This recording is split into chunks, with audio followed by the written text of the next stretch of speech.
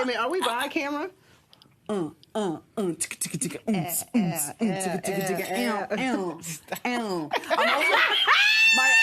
other theory is that they won't make the cut. Our faces aren't on the memory wall because I couldn't stand still and all my pictures are blurry. We made the cut. I can't wait till somebody says, we saw y'all asses standing in the... You go first.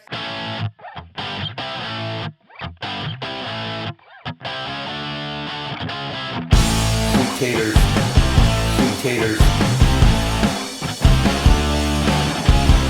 sweet taters, sweet taters. And now, it's time for the Sweet Potato Podcast featuring Matt and Theron. Okay, so we are here today with the most iconic house guest from Big Brother 25, from accidentally dropping her microphone in the toilet maybe more than once, to asking Mr. B for groceries and taking an unexpected dip in the hot tub, reminding everyone to have faith of a mustard seed. We are here with BB25's Felicia Cannon. Thank you so much for joining us today. Miss Felicia. You're welcome. You're welcome. How are you guys? Good. We're great. Good, How about good. you? How about you? Not bad at all. Not bad at all. Good. That's good. Can we call you Mama Fee? Yes. Mama Fee. Mama Fee. How have you been since leaving the house? It's almost 2 years. Let's see. Actually, really like a year and a half, a little over a year, because it was November of 2023. Right. And now it's just January, February of 2025. So about a year and 2 months. I've been good. You know, I won't say that I had to do any transitioning. And I'm still not sure. I'm just I'm wrestling with myself right now, if I can say that out loud. Kind of wrestling with myself, trying to figure out what I really want to do now going forward. Yeah. That's good. Yeah. Was doing Big Brother kind of self-transformative for you in a way? Do you think that you came out a different person than when you walked in? Yes, I do in certain ways. My perspective on life and me shifted while I was in the house. And it was a good thing. I mean, I'm still Felicia. I'm the Felicia I've always been my whole life. But I gained some insight while I was in the house. And it wasn't even really tied to the house, but just in actually my faith and realizing that you always have to be your authentic self. And people are either going to resonate with you or they aren't. Yep. And you can't worry about those who don't. And you also got to realize that people are people and you can't trust everybody. No matter how much they skin and grin in your face, some people, and I realize, with Big Brother now, again, that's why I don't take anything personal, try not to hold anything because it's a game. Right. And that's what the fans have to realize. At the end of the day, it's a game. Now, I think people do some stuff that I call mean-spirited that could be avoided, where it doesn't take all of that to play the game. But again, that's some people's MO, that they go in to do that. They go in to cause the trouble, to be the chaos, and they're good at it. That's not my MO, but that's who some people are in the game. Yeah. I won't say that that's necessarily them outside of the house, but that's who they are in the game. And I applaud them if that's the way they play and it works for them. Yeah, I mean, I think you played an authentic game, and I think that's why the fans resonated with you so much. That there wasn't a lot of, self-producing. You were just being yourself, and you really found a good friendship, I think, with Cirie. Yes, Yeah. yes. So before we get into the whole Big Brother 25 of it all, we did notice online that you have been watching the Traitors, which we are such fans of. Yeah, the Traitors. We actually, since it started coming out, we have a segment on our podcast where we talk about it and recap it and go over it. So it's definitely it's a show that we're both pretty heavily invested in. And so, Go ahead. Yeah, just we were just kind of wondering, what are your opinions on the season so far? Anyone you're rooting for? What are your kind of general thoughts about it at the moment? I love it. I think this has been their best season yet. When I tell you they are all over the place, the Traitors themselves have imploded on each other. Oh yeah. And it's straight stupid. It is. But I just said, oh, and I was actually excited when they first said who the Traitors were.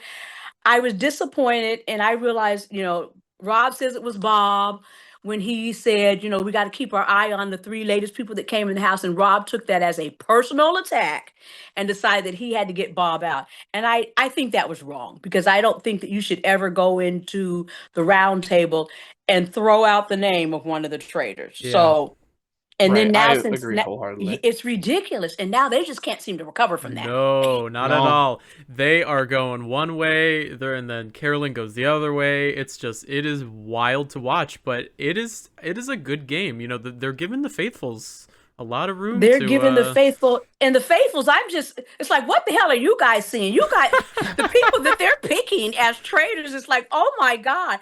I love the fact that Derek has pegged in on Rob, but he can't get enough people to get on the page with him. It's like, oh my God. I really believe that the next 2 weeks you're going to get the Traitors out. I think it's going to be Danielle, and then, well, I don't think the house is ready to put out Rob unless Derek can really put a bug in somebody's ear. Mm-hmm. But I also believe that if they don't get Rob out this week, Rob is going to take Derek out. Oh yeah, for sure. Unless they put out Danielle, and then I believe they're going to bring Derek in as a traitor.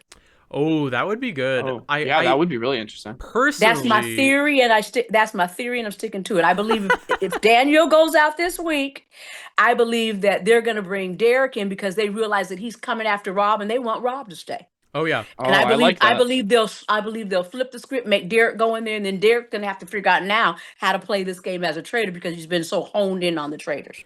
It would be such a good move to bring in a gamer as a traitor, but personally, I would love for them to bring in Dolores as a traitor.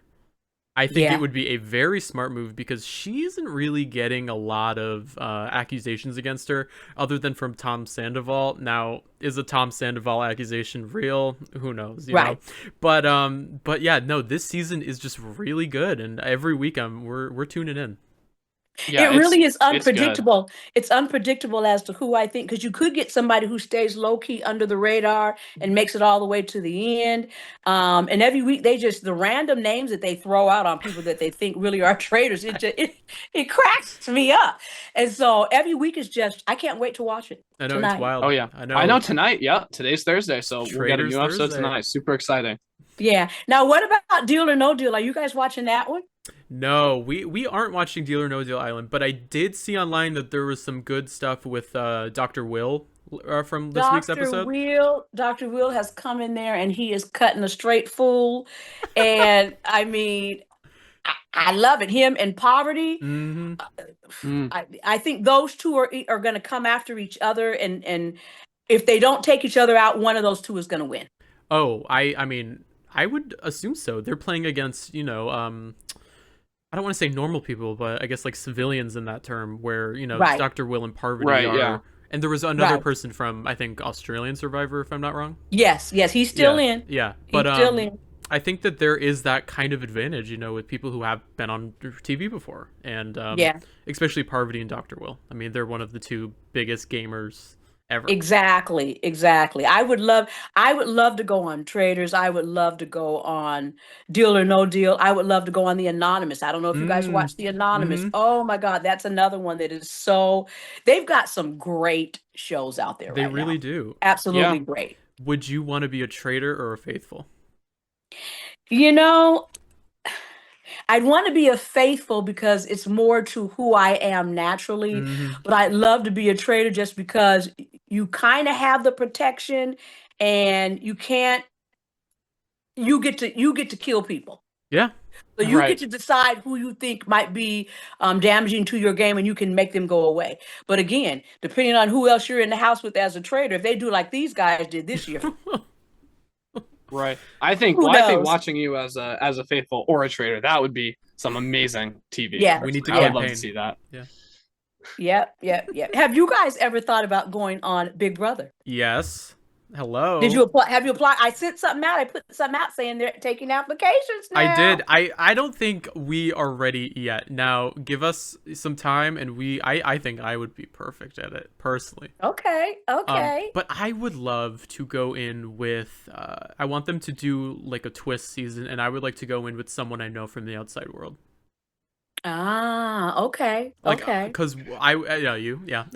I just think that it would be so cool to kind of do a. I guess you could compare it to like a Cirie and Jared, where you Right. that you know each other. But personally, if they ever did that, I always think about it. I'm like, well, you know what? I'd be paranoid because I think that other people would also know each other. And that they do it to everybody. Right. So, right. but I think Because they can only afford to have one of those pairings in the house at a time. That's what I'm saying. I think if they did that all together, that would be a wonderful season. Now, you know what would be cool, though, if nobody knew about it and they did a whole season where, let's say, 16 people and 8 people, each one of them knows somebody else in the house, except they don't realize that there's 2 sets of 8 that are doing the same thing they're doing. That would be amazing. CBS, if you're listening, Big Brother, Paramount Plus, that would be a total twist of a game to bring in 8 couples, so to speak, 8 pairs, except the pair that thinks they're the only one that's paired. I think it'd be awesome. That would be really cool. It would be cold-blooded. It would be cold-blooded. It would be so good because the paranoia would just implode, just like what's going on with the Traitors. I think it would be perfect. And then also, if you did that, you kind of eliminate like the concern of certain people having some kind of either advantage or disadvantage. Right. Going in, everyone has a level playing field, but no one knows that they have that level playing field, and so everyone slowly kind of is going at each other, and there's all that paranoia. That would be great. That would be a great season. A great season. Yeah. So let's go into your story on Big Brother 25, the 25th season of Big Brother, which was a wild milestone because there are not many shows that hit 25 seasons and are still on the air. Yeah. Yeah, quarter to 100. Isn't that wild? Yeah. I think us and Survivor. Survivor is at 48 right now, and they're about 48. And actually, when you think about it, they do Survivor twice a year, so we beat Survivor. Yeah. Right. I think there was only like a few years of overlap, but I think it's around 20, 25, 26 years. Yeah, which is because they both actually started in 2000 because we started watching both of them in 2000. So they've both been around the same time. Survivor just does 2 seasons a year, and we do 1. Yeah. I think that plays really well though to both shows. I don't know if I could. This does hurt to say. I don't think I could do 2 seasons of Big Brother, but I did like when they did that one regular Big Brother and then a celebrity Big Brother. Yeah, now that was good. That was good. Celebrity Big Brother. I don't know that Reindeer Games was a hit, and I guess maybe that's why they didn't bring it back this past year because I don't think it was a hit. But I think they could do another Celebrity Big Brother and get away. If they did that like every 3 or 4 years, I think that would be a hit.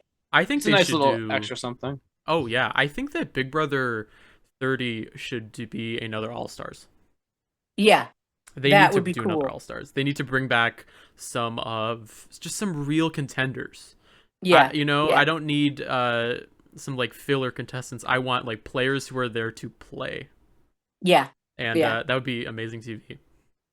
It would be. It would be. But yeah, so what inspired you to audition for the show? I think just because it's like I said, we've always watched it.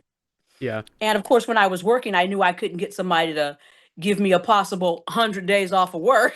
Yeah, exactly. So I was never able to apply. And so when I retired from my federal government job, I said, when I retire, I'm gonna apply for Big Brother. And my husband and my son, they laughed and they just said, "Mom, really?" And I said, "Yeah." I said, "I done got too old for Survivor because they're outside. You have to deal with the elements and all of that." I said, that ain't me no more. I said, "But I could stay in the house. I could go in the house." And so I retired in June of 2022. I applied. I sent a video in. I just went online one day and said, "What do you have to do?" I sent in a video in October of 2022, right after the season ended. And in March of 2023, I got my first text and call. And from there, it was, let's do this. That's awesome. That's awesome. That is awesome. Yeah. Kind of building off of that. Obviously, you said that you really stuck to your authentic self. But was there anyone in particular who, when you got into the house, who you kind of modeled your game after? Anyone who you took any kind of inspiration from the past? No, not really. Because again, you go in and you have like they kept asking me, are you gonna be a mean person? Are you gonna create chaos? What are you gonna do? And I said, I don't know yet. I said, a part of me is just saying, just go in and be Felicia. Mm-hmm. Because, I started to tell a lie about my age and I said, but when you start doing that, kind of like the Bowie Jane thing, after a while, that's why when you started asking her questions, she couldn't answer them because you have to think that thing all the way out.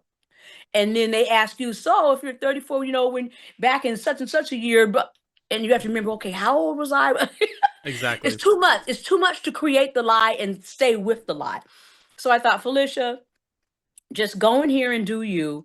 Now, I had to, again, tone myself down some still, though, because I am a very, what do I want to say, impromptu, reactive person to what people say and do. And there were a lot of times where people would say stuff and do stuff. And in my head, I'm cussing. But I'm saying also in my head, shut up, Felicia, don't say nothing. Yeah. Because I know it ain't going to come out good. But there were a few times where you guys saw where I imploded a couple times, and luckily it didn't knock me out that week. But still, when I got into it with Cirie and Jared, when Jared went home and came back, when I got into it with Corey in America, when America got mad when I said that speech at one of my I think it was veto ceremonies. When I grabbed Jag, I think it was that second week when he was trying to keep Riley in the game. And that I have to say, I don't know if people saw a lot of this if you weren't watching the feeds, but we were actually going to keep Riley. And then all of a sudden everything flipped. I don't know exactly what caused that to flip to say, no, we want to get Riley. And then when I realized the whole house was ready to put out Riley, but then I had heard that Jag, I went into the back room in our room and Jag was back there whispering to America. And now, of course, I realize now America could have been telling me the lie, but I think he did it just based on our conversation. I remember him saying, and he had told America that I had changed, that me and Cirie and Izzy had changed our votes, and we were keeping Riley because he was trying to get everybody else to flip. And when I found that out, and I went up to him, I said, I need to talk to you like right now. And I said, you don't get to tell people what I'm doing and actually lie about it. Yeah. It's one thing if it's what I'm really doing, but when you go and you tell people, oh yeah, Felicia's voting for Riley, and that's not to be true, I said, don't do that. Yeah. Don't do that. I don't need you messing up my game. So I was heated about that, but I realized that I couldn't just keep grabbing people and attacking them and bringing them in rooms. Yeah. Yeah. So that was probably the one and only time I did that. Well, it worked out for Angela, kind of. Okay. When I saw all the crazy stuff that Angela did and they let her stay in that house as long as they did, I was stunned. I have to say I was stunned. Yeah, but she was able to turn on those tears, and she really had a way with making people believe that she was all in with you. Yeah. Yeah. It was Crazy Town USA to watch that. I mean, it really was. Do not know. It really was. When I think it was week 2 of BB26, it was Lisa and Angela were on the block, live eviction. We yes. Us two, we're at his house. We're watching the show. Yeah, and we're like, oh yeah, Angela's going home. There's no way. And then they go, yeah, we vote to evict Lisa, and we're all just like, no, okay, that's just a throwaway vote. Next person, we vote to evict Lisa. We're like, oh, that's weird. Next person, and then Angela freaking stays till jury, and we're just shocked. I was shocked. I was astounded she didn't go home that week. It made great TV. Because she, and this is why I talk about the mean-spirited stuff. There's play in the game, and then they're saying stuff that's like, you crossed the line there. Now you're getting more personal. You're making personal attacks. And I think some of the things that she said to Matt and, say the name again, I just lost it. Lisa. I think they were mean-spirited and they were unnecessary. Yeah. And the fact that, but here's the fact that she did that and then the house voted to let her stay. And it's dumb to me. And I realize sometimes you say, well, she crazy, let her stay because then she becomes a bigger target. But at some point you say, should you allow the person that's willing to abuse people at any cost? Do you really want them there? Yeah.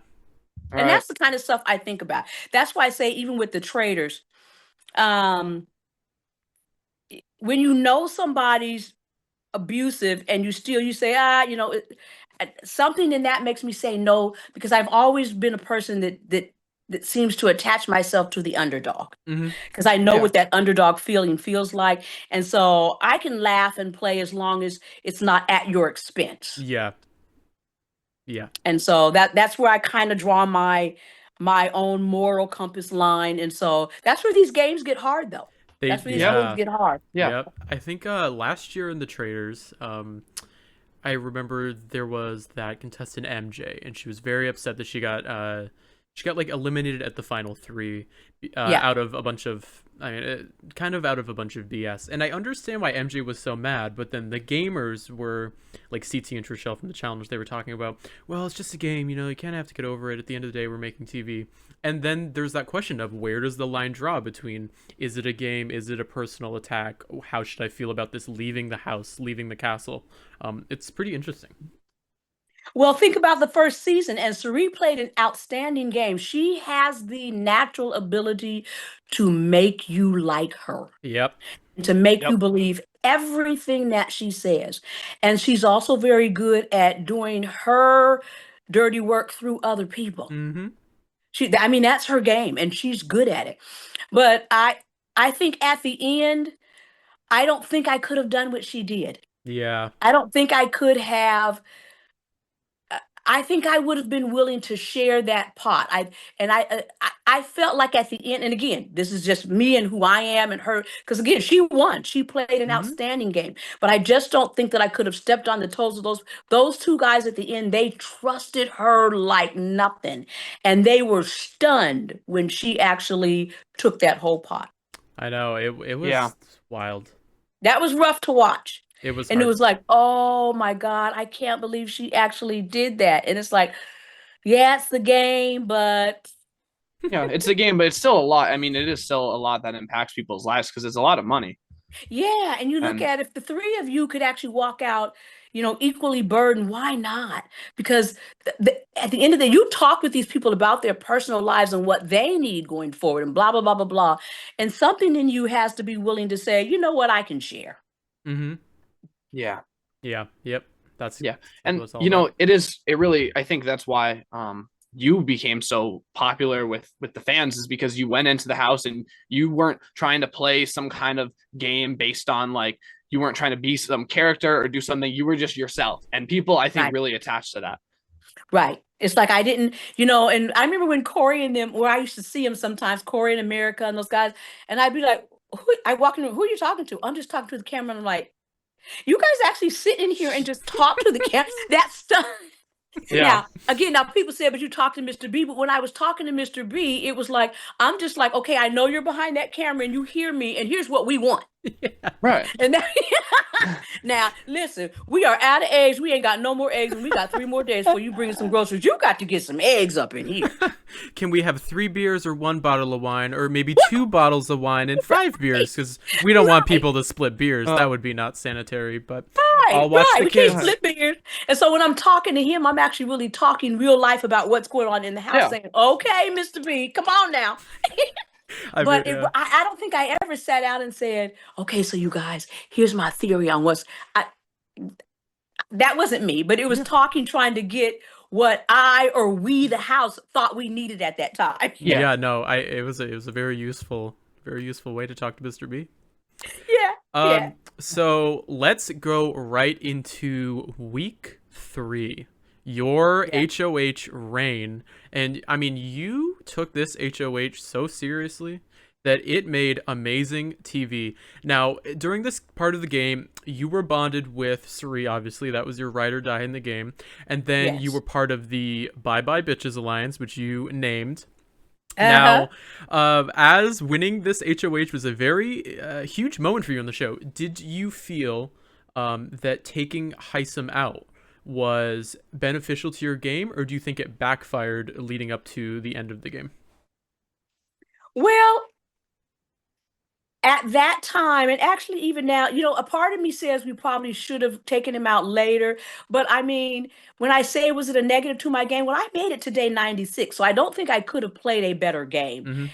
I think had I left him in, I might have went out earlier. Yeah.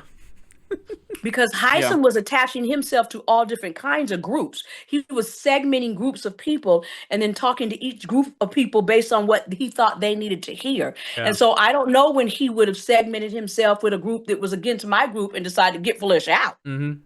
So I don't know that. I do know that again, and I've said this, what frustrated me with Heisem, because I loved Heisem to death. He was a hoot. He really is a big personality, and he was so much fun. And I think he's one of those that friends hard and loves hard. Mm-hmm. But when he kept trying to convince me and talk, and then started talking to everybody else, telling everybody else what they needed to do, and wanted me to put out Matt. And at that time, I just wasn't willing to put out Matt because I felt like Matt had a platform being a deaf person playing the game for the first time. And I was like, well, he hasn't really done anything to anybody. Why do we need to put him out now? Yeah. No, Right. that was a very good part.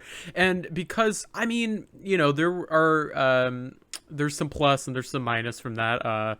Matt did make it to the final two, but I also do think that you saving Matt didn't necessarily change that in that big of a way. I think that he made final two because of his gameplay later in the season, and some may say because of Jag, possibly. Yes. Yeah. I think if Jag hadn't have stayed in, Matt would have gone out. If Jag would have gone out in week 4, Matt would have left. Mm-hmm. So again, it's all of these. If this would have happened, that would have happened. Right. I mean, if Riley wouldn't have gone out in week 2, would their alliance have made it further in the game? Although their alliance really did make it further in the game, but would it have changed the outcome? Mm-hmm. So there's all these things where you can say, well, if this didn't happen, if that had happened, I mean, you never know. Exactly. Right. So I just want to believe that I believe that what happens is supposed to happen. What's for you is for you. It wasn't meant for me or anybody else to make it as the winner. Jag was supposed to win. Yeah. I mean, look at Jag. He got evicted and he still won the game. And he still won the game. Right.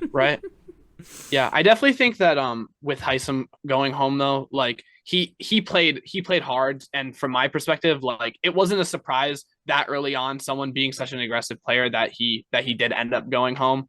Right. So yeah, it in my head it was expected. Yeah. It was it's funny too how again when you plan something out in your head and you think it's gonna be so good, and then when it happens it's like oh, that didn't feel so good, because then I felt like I was mean. Yeah. And that's when I did the speech. But when those guys came to me and he said, I think Izzy and those guys said, he said to them, why take out a pawn when you can take out the king? Yep. And so I was like, no, he didn't. I said, well, you know what? I said, I like that though. I'm getting ready to use that right on. I'm gonna use his words on him. Yeah. But when I saw the look on his face and the hurt in his face when I said that and put him on that block, oh my God, that was like a dagger. Yeah. And then I actually, this is where the real Felicia says, Felicia, that really didn't feel so good. Yeah. We still wanted him gone. And then even afterwards, then he just kept getting crazier that whole week. He just got, it's like, Heisem, just shut up and calm down. Yeah. But it is tough because, like you said, it's a game, but also these are real people. And so these are real people. It becomes the point where it's like, where is the line between like you're playing the game, but you also have to keep in mind that these are real people and it's their lives and it can affect them. And so it can be tough. I can only imagine. Yeah. Cause I was really, the one time where I have to say I was actually just truly offended. And probably the only time, the rest of it, the game. But the week that and it was day 58, the day that I found out that my brother had gotten in that car accident. And Cameron put me on the block. I was livid because I thought, oh my God, you guys know, I sat down with the whole house and I told them what had happened. And I really had to weigh, should I leave or should I go? And the fact that I had all of that going on and trying to bury this emotion, and then he put me on the block, that was a hard pill for me to swallow. And I never recovered from Cameron from that week. Yeah, that's definitely, there's a level where it's like you have to really consider things more than the game there. And it's like you can't, it's obviously it's whatever, it's what what his plan was, but it comes off as inconsiderate, really inconsiderate if you're not looking at external factors with something like that. Because also I don't know, I feel like there were bigger targets to Cameron's game than you were at that time. Way bigger targets. That's what Right. I became the easy pawn, and I sit back now and I watch the shows, and you say, yeah, I see how you, and kind of like Taylor, once you go on the block, then you become an easy first one, because then they don't have to hurt too many people's feelings. And so mama fee, mama fee, mama fee. But after a while, it becomes insulting. I mean, I ended up on the block 8 times. Yeah. And the veto was used on you twice, I believe. Twice by Jag. You faced live eviction at least 6 times. Yeah. Which that must be insane going through that, other than when you kind of get a vibe that, like, you're staying. But that must be so hard to deal with. It is. The week with Izzy, I was not sure. I didn't know what was going to happen that week. They had told me at the very end that things were shifting. I didn't realize that whole big argument up in the room was because Jared and Cirie found out that the house was flipping and I was staying and Izzy was going. And I think that's when I also did another, that was probably another, actually that was my biggest hurt, when I realized that they were Cirie and Jared, because my loyalty really was to Cirie and Jared. I love them to death. And when I found out that they were the ones that were really wanting me to go to keep Izzy, that hurt me at my core. Yeah. And it shifted. I stayed in with Cirie because I just genuinely like Cirie. But I was more aware of what was going on after that. Oh, yeah. You mentioned your friendship with Cirie, and I guess off the top just came to my head. Cirie is known for her legendary gameplay on Survivor. Now, going into this house, she was the surprise house guest, and I think that second episode, you walk in, you greet her. Was a part of you worried that your friendship with Cirie made you such a large target because of her history on reality TV? Or did you feel like a little bit of a safety net with that? I never thought about it either way like that. And I guess, again, I'm one of those where I've been around and done a lot of stuff. And so I knew when I walked in, it's like, I know you. I don't know you, but I know you. And so, but I don't get into the idolization, adore, all that stuff. Well, I'm just, so that it never registered. It really never registered to me that Corey and Matt and Izzy and those guys were really just fan bugging Cirie. That never registered with me. So I didn't see it as a plus or a minus that, well, don't get too close to Cirie because she's famous for these game shows. And so that never crossed my mind. I navigated to her because she was somebody I got along with and we seemed to have a good rapport. That was it. It had nothing else to do with anything. And it brings back to that, just being yourself. Yeah. Yeah, the authenticity. Yeah. Yeah. What the hell is going on with this coffee pot? Oh no. What? Is it not under there, really? Oh, fuck. Okay, well, you gotta leave it. It's still coming out. Oh, yeah. Jesus. Uh-oh, okay. Let's Just so I hate Cameron. I hate him. Don't say that. Don't say that. America's watching that. You just don't like his ways. But don't say you hate him, because you don't. You don't have a reason to hate him.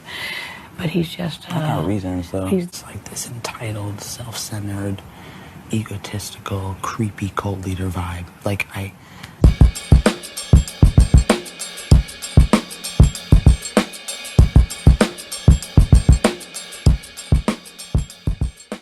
Theron, do you want to ask a little bit of a tough question? Yeah. Okay.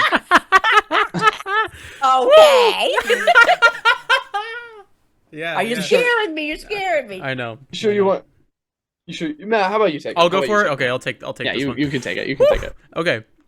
So as the game progressed, after HOH, and the Bye Bye Bitches lines took a few hits, did you ever consider flipping on Cirie and making the move to get her out? Oh, absolutely. Yeah.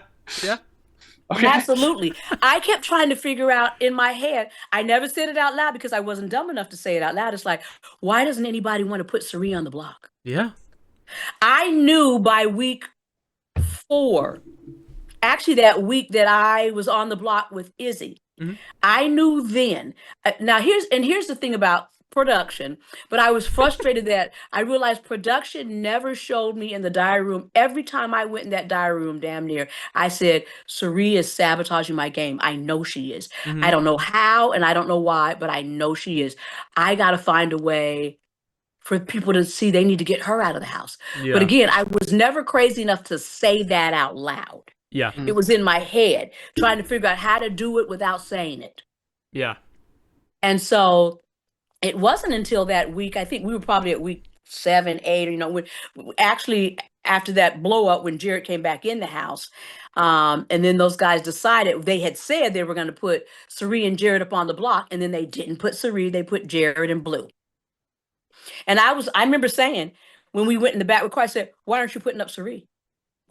What happened? You guys said you were putting up Cirie and Jared and made the best one win or lose. I said, how did Blue ended up? So again, everybody was scared to put up Cirie, and that baffled me. And so, because she wasn't winning competitions. She wasn't trying. No, she didn't want to. She didn't need to. And I don't know. Right. I mean, we're watching it obviously from the view of we're getting everyone's opinions. So in our mind, we're like, okay, she is playing all of these people. Why are they not taking the hit? But I wonder, did they really just not think about it, or were they a little scared to mention it? I think that several of them knew her gameplay. They didn't want to say it out loud. And I think too, because again, Cirie had that ability to make you believe she was all team Felicia or America or Corey. So she knew how to say and do the right things. And so I think they figured as long as they had her, they were okay. Yeah. So they figured that, I don't know how they figured that by taking me out, I'm not sure what they thought that was going to do. Because again, between the two of us, she definitely was the bigger target. Oh, yeah. Yeah. Yeah. Yeah. Yeah. I think, and I told all of them, I said, now any of you guys, and I did say this out loud, I think to Jag and even to Matt. I think those are the only two I probably said that to. I said, you guys do realize that if you sit at the end with Cirie, you will not beat her. Yeah. Yeah. It's a fact. That's true. Yeah. I think there's definitely a degree of fear for not like how she was playing, but for how she could be playing, because they all understood like what Cirie, like how good of a gamer she was, what she's capable of. And I think that was enough for people to be like, we're not going to mess with her. We're just going to leave her and let it ride, because if we mess with her, then we might awaken something that is going to put our games in jeopardy. And I think that's why she was able to just kind of glide her way so far in the game. Well, and two, again, they didn't see either one of us as threats competition wise, but I think actually Cirie even more so than me. And so they figured, well, we know she's not going to win anything, so we don't have to worry about that. So we can just decide when we want to take her out. But the decision just never came, because then you with Cam winning as many times as he did, and again, he was always chasing me. And I do understand now. I understood at the end, and I realized it was because, again, Cirie and Jared had convinced him that I was the reason why Red went home. Yeah. I didn't know that initially. And so it's like between Cirie and Jared and Bowie Jane, they had Cameron believing that I was the one that had to go because I stopped.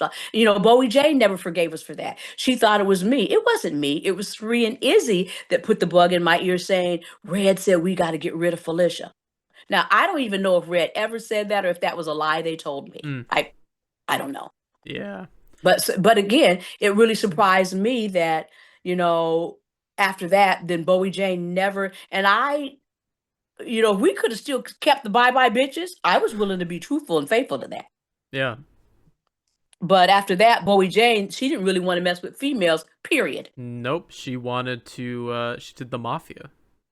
The Mafia with Matt and Jag. Yeah. And I guess it worked out for her in the end, but I don't know. As a viewer, it did. As a viewer, it was a little hard to watch because I don't know how many, let's say this respectfully, I don't know how many Bowie Jane fans there were that were riding for her from day 1 to day 100. Right. Right. Yeah. I don't know. Right. But so kind of building off of what we were talking about with Cirie. So once Cirie did get evicted, what did you kind of see as your path going forward? Me and Jag used to talk all the time. And I did feel a connection to Jag. But what I didn't realize that I knew Jag was a good game player. I didn't realize that Jag never had any sense of loyalty to me. Yep. I didn't realize that he was playing me all along. I thought that those talks that we were having when we would be talking spiritual and all of that, and actually just talking about life and stuff, I actually really believe that there really was, because I was feeding Jag some very good information.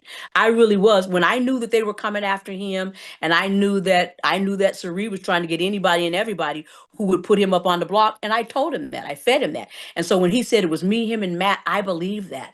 I didn't realize how invested he was with Bowie Jane. That I missed that piece. And I knew she was sucking up to them, but I just didn't know how much he was embedded in that. And then me and Matt used to talk all the time, and we used to always call ourselves the underdogs. Now nobody knew that we had this name that we called ourselves, him being deaf, me being old, but I didn't realize that Matt was playing me on that. Yeah. And so both of them, all of them, they were just using me as a vote for them till the end. And I knew once we got to that Final Four that they weren't going to carry me. So I didn't even bother to ask them what they were going to do. I didn't have to ask. When they let me sit downstairs that entire 2 days by myself, I knew I was going home. Yeah, and to kind of piggyback on that, let's say some things change, right? If you were to make it to the final three, do you think that you could have convinced Jag or Matt to take you to the final two? I don't know, it's questionable, because I do think at some point they gained a sense of loyalty to each other that they didn't want to mess with. Um, I think if they did, it would have been because they thought they could easily beat me. Mm-hmm. I think with Bowie Jane, they actually thought it might be questionable, simply because of her head of household wins. Yeah. And the fact that she was being somebody that stayed under the radar the majority of the game, but she was able to win those wins when she needed them. And the fact that she got there, I think that they thought, a part of them felt like, we ain't got to worry about her. But they thought, it really would be pitiful if we took her and she actually really did win. Mm-hmm. And we ended up taking second. But I think at the end, I think it comes back to like what happened this year. Kind of like with Chelsea and Cam and Mackenzie? I think at the end, Mackenzie and Chelsea stayed, or let me put it like this. Mackenzie stayed true to Chelsea because at the end of the day, she thought, if somebody's going to get the $75,000, who do I think actually deserves it more? Cam or Chelsea? Yep. Well, I think it was kind of the same thing with Matt and Jag. At the end, who do I think actually really deserves this $75,000 more? Matt or Bowie Jane? Yeah. No, that's exactly what it was.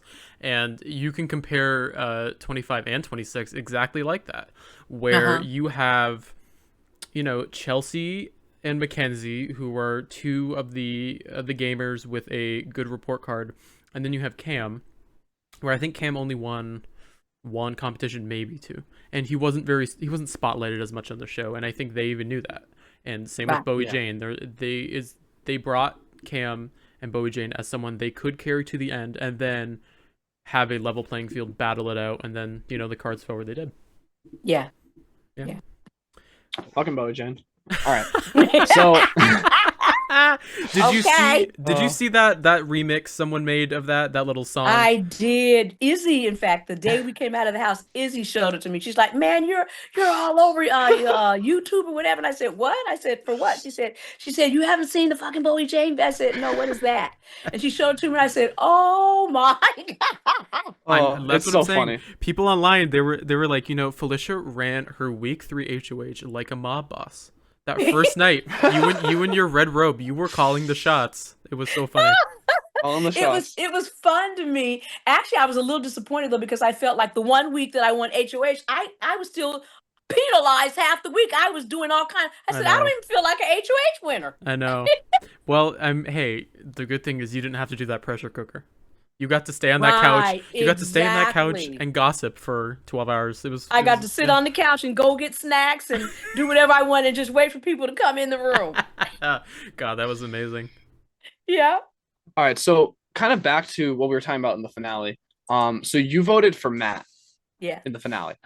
What specifically was it that kind of was the determining factor that made you vote for Matt over Jag? Was it just one thing or a number of things, or what kind of drove your vote there? I went in actually believing that I was kind of still open. It was going to be what they said that night. I said, I got to wait and just hear what they say. How do they respond to these questions? And Jag just out-talked Matt that night. But then I felt bad because this is where I take that, where's that fine line? And I felt like he kind of dug his heels in and went into that it's all about me and I'm the baddest, whatever that ever did. And that kind of offended me. And I thought, man, Matt didn't try to make it seem as though, and this is where Matt messed up though. Matt didn't sell himself. Mm-hmm. We were a team the whole time and, we did everything together and blah, blah, blah. And Jag was like, no, I controlled everything in this game. And I think something about the arrogance in that talk just kind of turned me off. And that's what made me give my vote to Matt. Do I think that Jag played an outstanding game and he deserved to win? Yes, he did. But I think Matt could have easily won. I wasn't sure what they were going to do. Let me put it like this. I knew when they had to give their final something, tell us why you should win. I knew based on how Matt responded, he was not going to win. Yeah. Yeah, it was pretty obvious then. I guess the season before that was Monty and Taylor, which also, again, was pretty... I think there's been a trend ever since... I want to say 23, at least to 26. It had Big D and Xavier, the player and then someone who didn't play as well. Same with Taylor and Monty, same with Jag and Matt, same with Chelsea and Mackenzie a little more even, but, They were a little more even, but either one of them could have taken that. Yeah. But I think, though, that the jury has been very... it is a very unique and... it's just good television for Big Brother, I think, the whole jury aspect. You can't piss everybody off and still win, other than Evil Dick. He did piss everybody off and still won. But I think that is a very fine line you have to put in your game. It is. It is. It's a fine line you have to maneuver on. How much do I say? How much do I sell or oversell myself? Do I undersell myself? And again, I think at the end, it's people being able to be their authentic self, people being able to sell themselves. They want to hear if you're going to answer those questions honestly. And I think that's why everybody else did vote for Jag, because Jag just put it out there. Yeah. But I just felt like he didn't have to do all of that.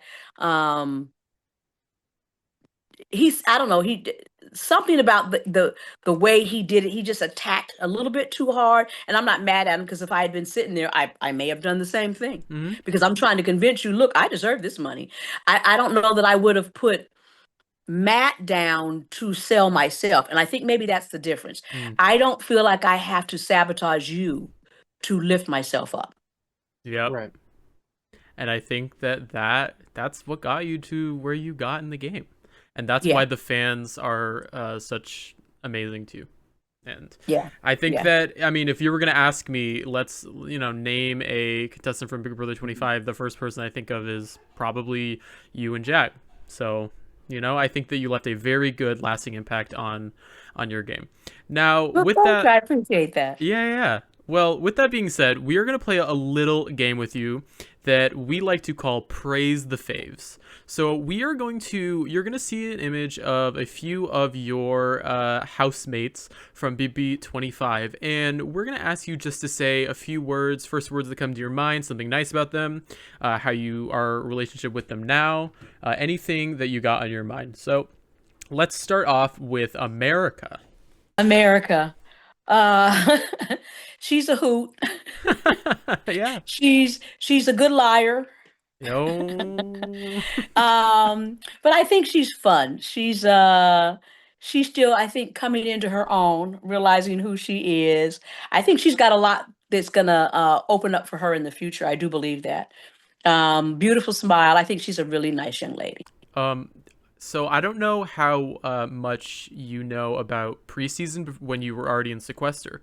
There was a theory, I think the night before premiere night for you guys, that that there was some kind of twist with, because there was a blue, there was a red, and then there was America, and they were like, are they actors that are posing because it's red, white, and blue like the flag of America? And people really thought that they were all like some big twist of the season. I remember that. Yeah, I do. We even talked about that in the house. Yeah, it's like how does this happen? A blue, a red, and in America. It was wild. It was wild. But America has or had a podcast with Under the Rob as a podcast umbrella that she did the Golden Bachelor recaps or something like that. But I always see her on social media talking about whatever's relevant in that universe. Yeah. Let's move on to fucking Bowie Jane. What do I say? Unique.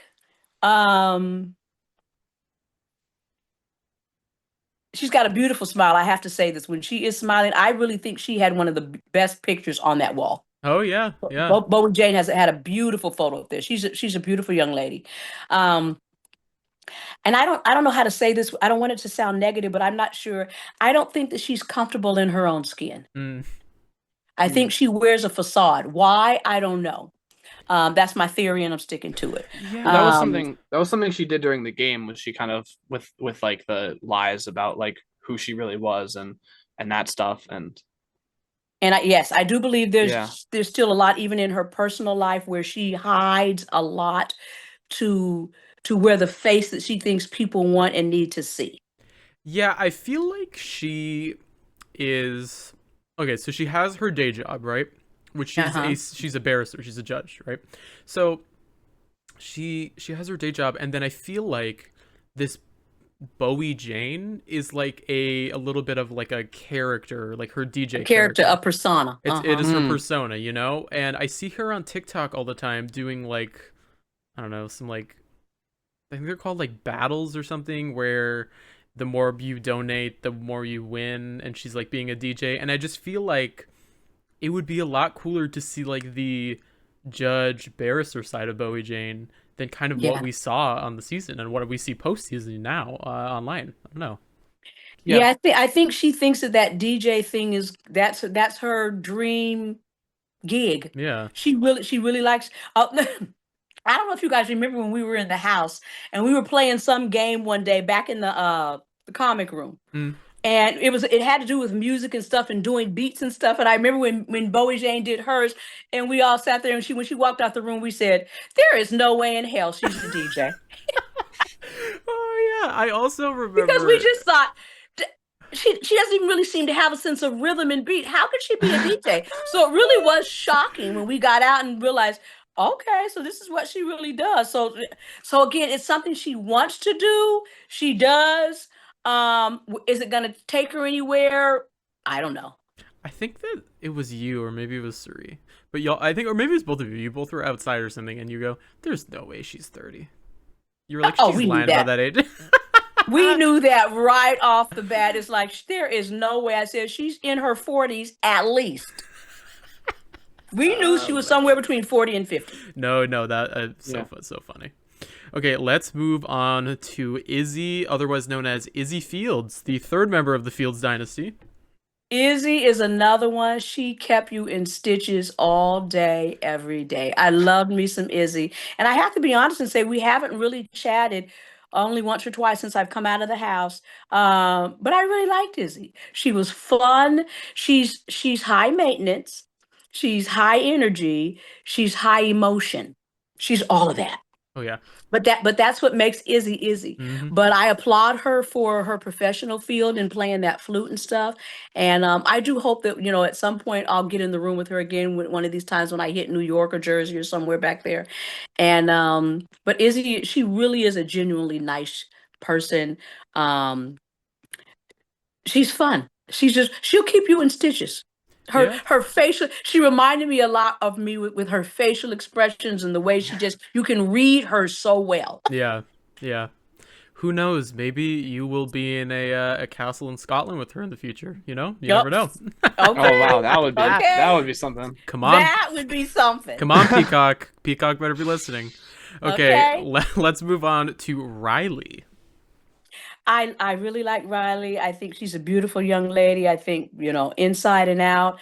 I think she's gotten some bad PR. Mm, I hate what happened with her and Matt. I think that, a lot of times, these shows, they're always looking for the showmance. And I do believe they put her and Matt on the show to be the showmance.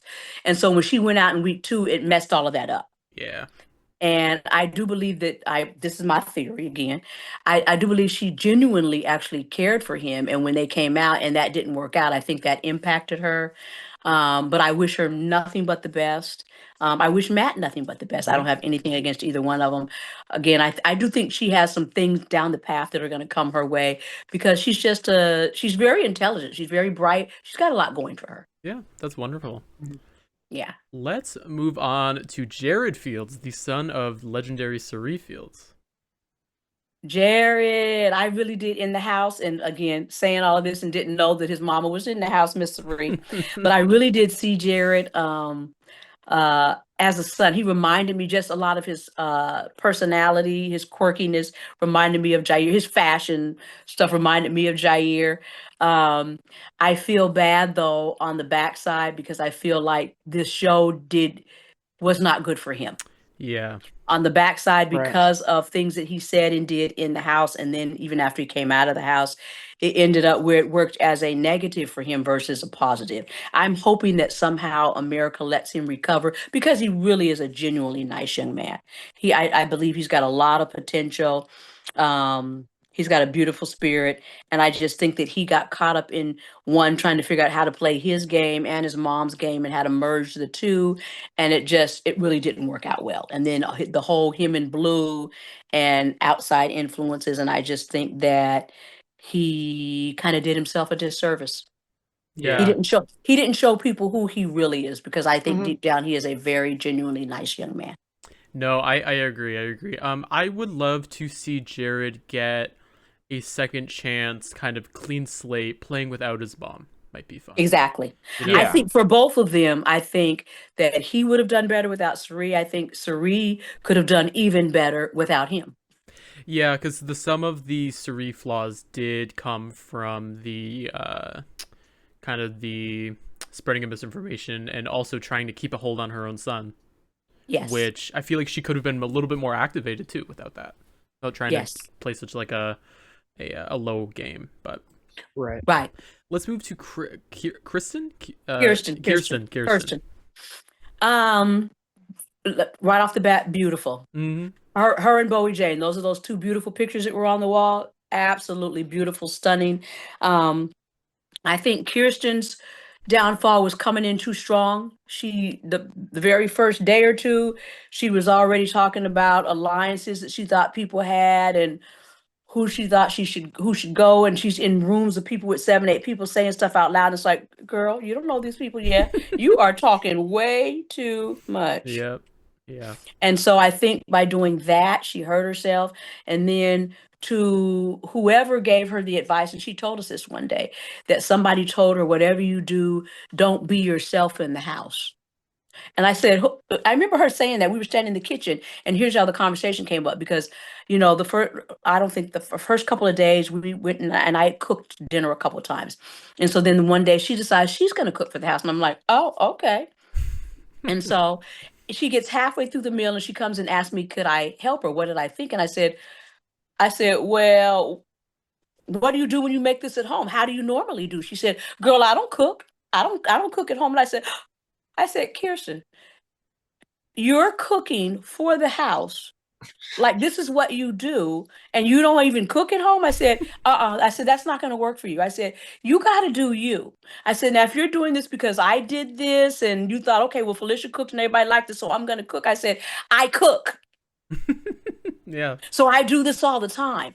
So I'm not playing a game coming in here cooking. This is where I have a comfort zone. I said, so you can't pretend to cook for the house. I said, that is not going to work for you, do you? She said, well, my friends, they told me when I was before I came in that whatever I do, don't be myself because that I won't last long like that. And I said, why would you, what kind of friends do you have?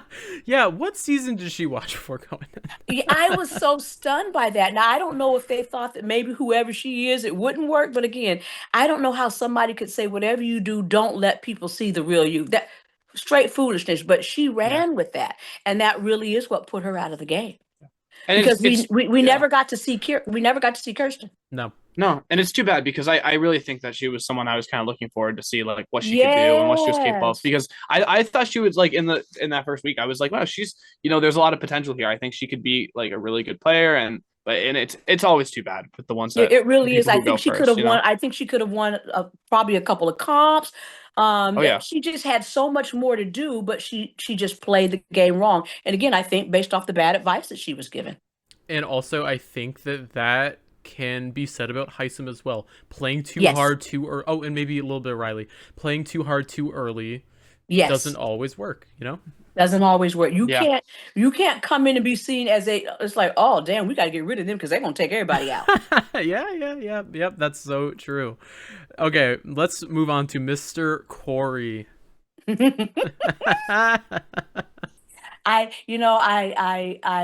Corey is a great young man.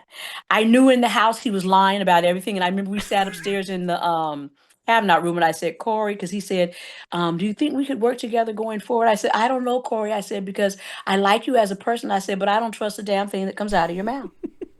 I said, because I know you be lying. So I won't ever know when you're telling the truth to me and when you're lying to me. I said, and so that's hard to work with because I said, so we'll just have to see how this all plays out. And when me and Mimi made that pact with him in America, we said, now let's see how long it takes for somebody else to come up and tell us that we have a foursome. And I think it was the next day. So we knew they had told it because we didn't tell it. Yeah.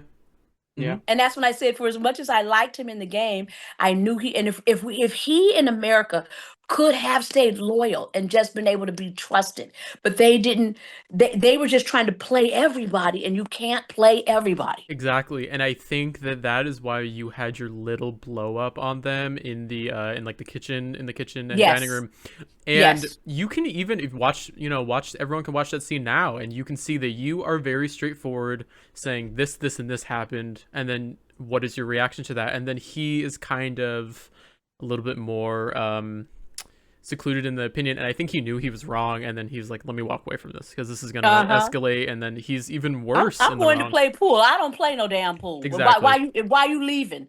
And so that's how you knew he wanted to get out the room, because he knew everything I had said was the truth. Mm-hmm. Yep. And I think that is also a positive on the casting decision of BB25. I think that BB25 and BB26, I think actually 25 had the oldest average of contestants out of the entire show, and I think that played a role in why it was such a good season. And same with 26.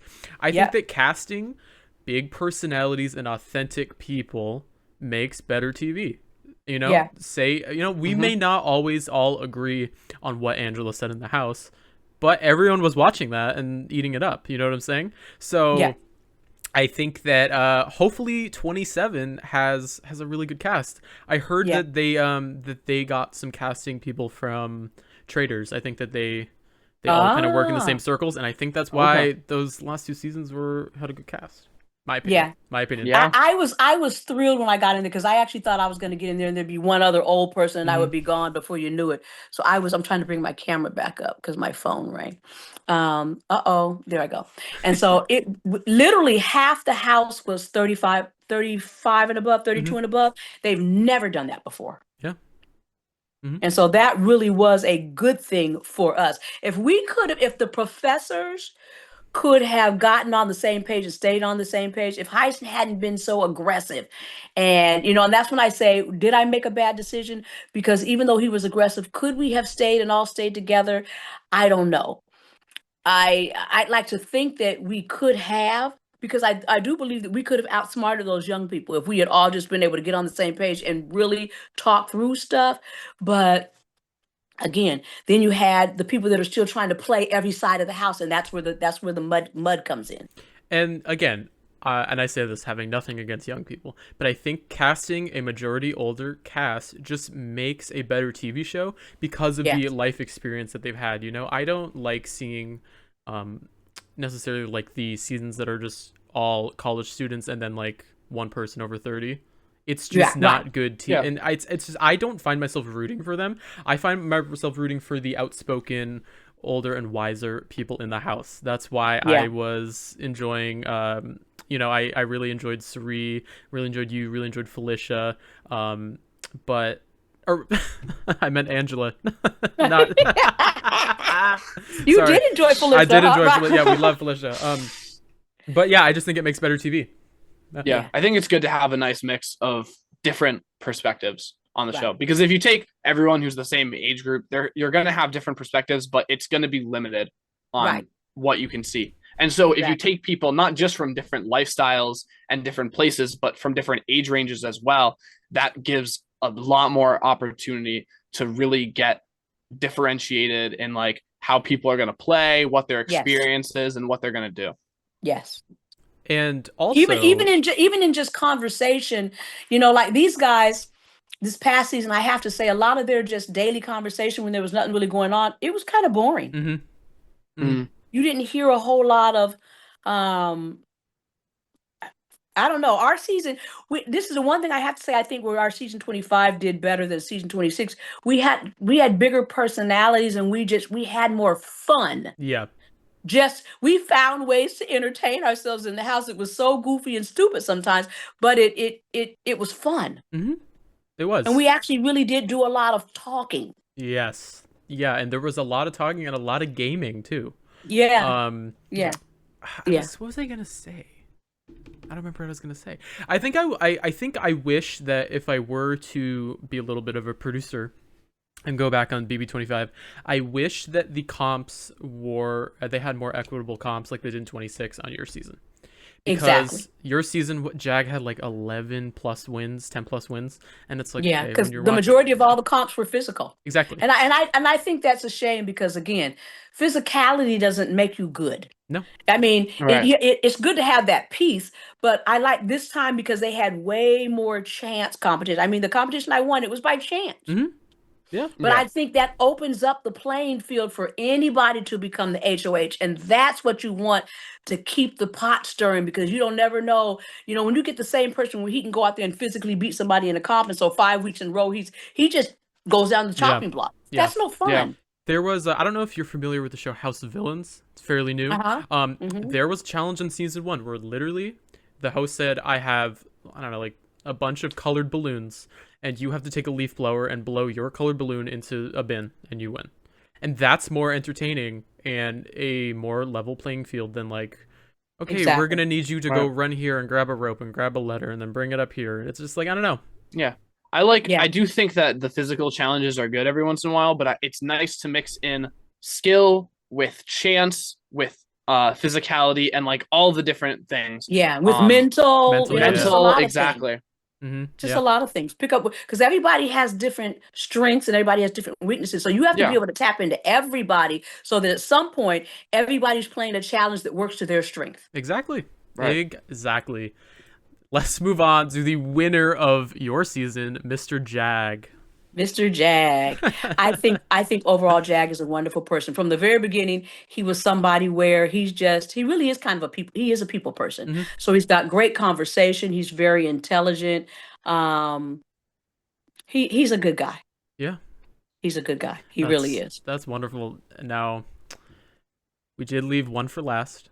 I would say maybe your biggest opponent in Big Brother 25, Mr. Cameron.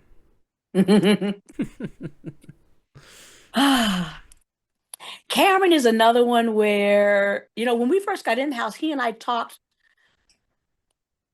off and on quite a bit. We talked about music. I remember that first time we actually really got in the pool and we sat over there and we were talking about all different type of songs and music and TV and shows and stuff. And he was a really nice guy. The first 2 weeks in the house, 3 weeks in the house, Cam was really a just all around fun guy. And then, I don't know, something shifted in him. and it's almost like you saw a Dr. Jekyll, Mr. Hyde personality.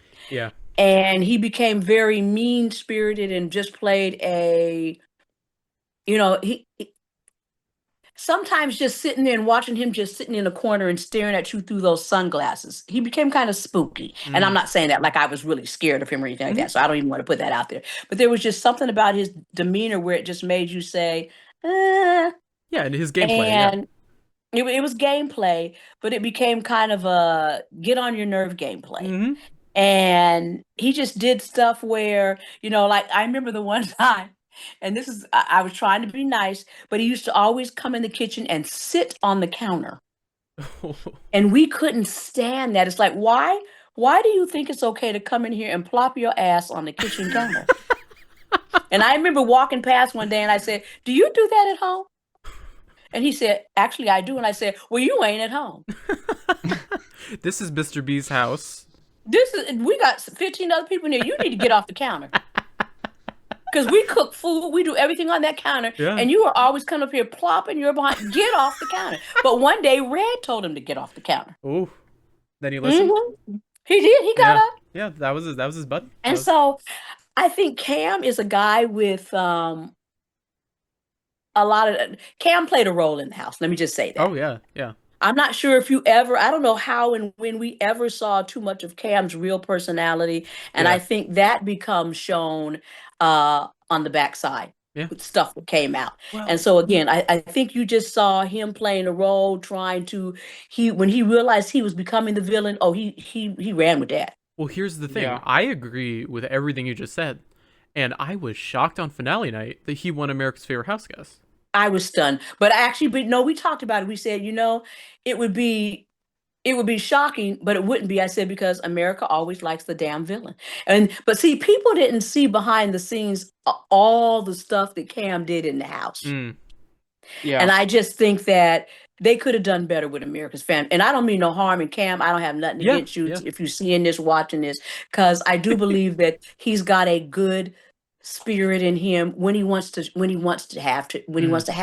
show it, but he is a man of multiple personalities. Yeah. And I think it kind of goes to when people get too caught up in trying to, this is a show and I'm going to be this character. I'm going to be the villain. I'm going to be the entertaining one. I'm going to be this, I'm going to be that. And they end up losing who their authentic self is. They lose who they are. This character. Yeah. Yep. And I think that's, yeah. He was even saying that the whole time he was in there, you saw him talk to the camera a lot, trying to figure out how he was going to get a commercial, a TV show. he was working his gig on the backside of this show. I don't know if that's going to work out for him. I mean, even the hair thing, once he realized that people liked his hair, then every time you saw him, he was flipping his hair and just all of that crazy. Now, he had a beautiful set of hair, because I remember one time saying, you really do have beautiful hair. I mean, it is. And I remember Izzy getting mad at me for telling him he had nice hair. I said, Izzy, why are you mad if he has nice hair? He has nice hair. God, Izzy was just so funny. We were watching some of the season 2 before today, and there's that one clip of the coffee maker broke or something, right? There's coffee going everywhere, and you were like, oh my god, the coffee maker. And then Izzy just pulls you aside, and instead of cleaning up the mess, goes, I just really hate Cam. And then you have to be like, Izzy, it's fine. And then just the camera is focused on the coffee maker exploding, and then you're just like, Izzy, it's fine, it's just, we're gonna get through it. And Izzy's like, I just hate Cam. It's one of the funniest clips online. Yeah, she's hating him. I remember saying, I said, you got to get control. I said, you've given him too much power. No, nothing that anybody does in here should cause you to say you hate them. Exactly. And I was like, get it together. Oh, that's amazing. Well, and coffee spilling all over the counter. It's like, can we get back to the coffee? We got to clean that up. Yeah. Oh man. Well, that is amazing. I think that Big Brother 25, your involvement made it the amazing season it is. But I just want to say thank you so much for being here today. Is there anything that you want to plug, talk about, your social media? What do you got going? On March 8th here in Atlanta, we're doing an over the edge rappelling event.